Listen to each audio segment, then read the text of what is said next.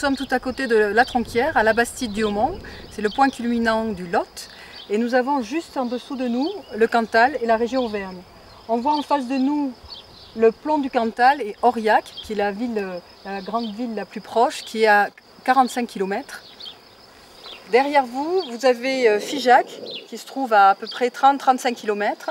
Et nous avons en fond de vallée la Capelle Marival et Saint-Céré, qui sont aussi à une trentaine de kilomètres. Nous sommes donc très éloignés des premiers centres urbains et s'il s'avérait que le collège de la Tronquière fermait, nos enfants seraient obligés d'aller au collège de la Capelle Marival, ce qui voudrait dire plus d'une heure matin et soir de transport scolaire. Et lorsqu'il neige l'hiver, ce qui arrive quand même plus d'une fois à chaque hiver, ça serait l'impossibilité pour nos élèves de rejoindre leur collège.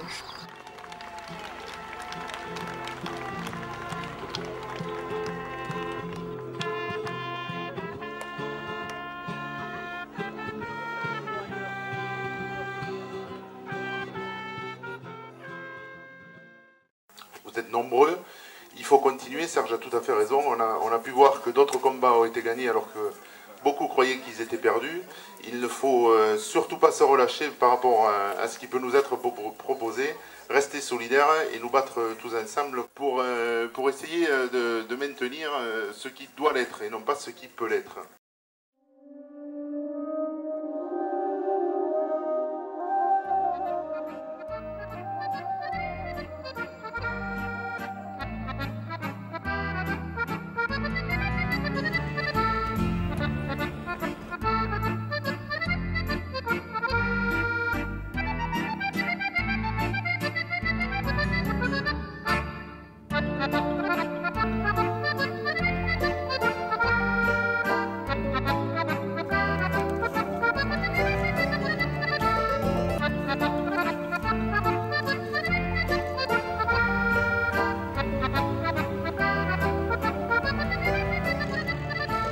La Tronquière est une commune rurale avec ses racines dans le haut Moyen-Âge. Traditionnellement, une communauté agricole, elle est située au pied du Massif central, sur un territoire qui a le statut de zone de montagne. La loi montagne définit une politique spécifique qui doit permettre l'adaptation et l'amélioration des équipements et des services afin de procurer aux populations montagnardes des prestations comparables à celles qui sont accessibles sur le reste du territoire national. Il est important de préserver ce patrimoine culturel français. La vie de la Tronquière, ce sont ses écoles, de la maternelle au collège.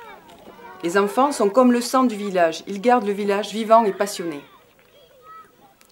L'État français, pour des raisons strictement budgétaires, a décidé de fermer les collèges de moins de 200 élèves. Aujourd'hui, on nous impose la suppression de 2 classes sur 7. Nous savons qu'il s'agit du début de la fin. Qu'est-ce que cela signifie pour nos enfants et les acteurs de notre territoire? Sans ces écoles, le village sera sans âme et va être lentement vidé et déserté.